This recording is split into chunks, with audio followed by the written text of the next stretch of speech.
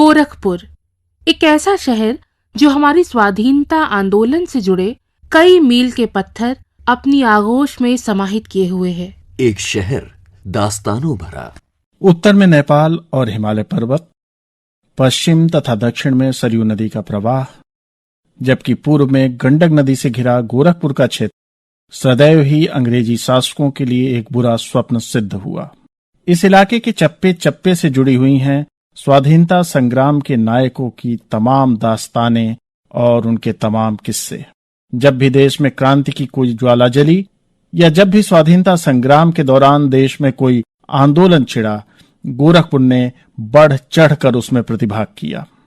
यदि बात करें सन 1857 के प्रथम स्वाधीनता संग्राम की, तो गोरखपुर के क्षेत्र में जो सबसे बड़ा नाम उभर कर सामने आता है वह है शहीद बंधु सिंह का, जिनका साथ दिया यहाँ के तमाम रियासतों ने।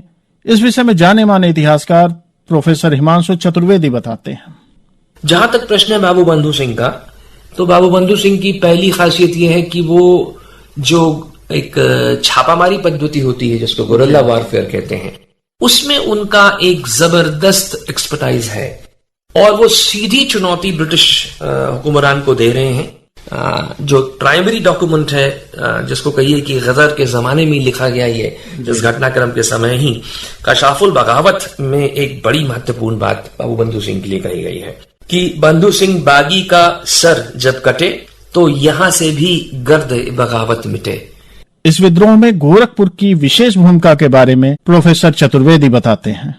इस स्वाधीनता संग्राम को सैन्य बल से दबाने का कार्य कर दिया गया था, लेकिन गोरखपुर के आसपास यह सबसे अंत में समाप्त हो रहा है अगर पूरे अवध सूबे को उठा करके देखिए।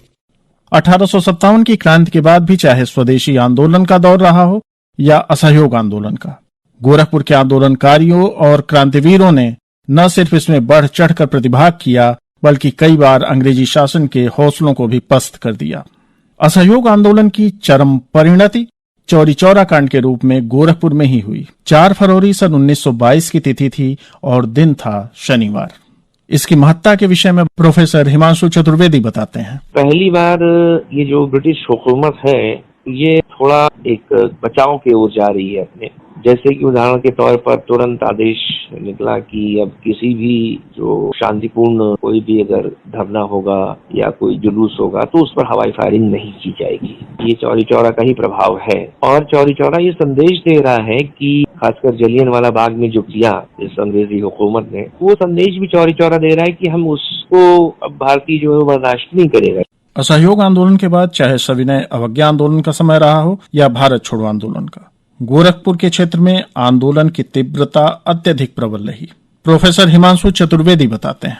1942 में अगर आप गोरखपुर से एक पट्टी पकड़िए पूर्व की ओर बढ़िए, जिसमें गोरखपुर से आप निकलेंगे तो मऊ से होते हुए आजमगढ़ आप छुएं, गाजीपुर छुएं, बलिया छुएं और काशी तक जाएं। ये इतना जबरदस्त है आंदोलन इन क्षेत्रों में कि आपको मैं एक और महत्वपूर्ण घटना बताऊं कि 14 अगस्त 1942 को बेलथरा जो कि गोरखपुर से लगा हुआ है, इस बेलथरा के रेलवे स्टेशन पर जो विरोध दर्ज किया जा रहा है और वहां पर आगजनी की जा रही है, ये छात्राओं के द्वारा की जा रही है।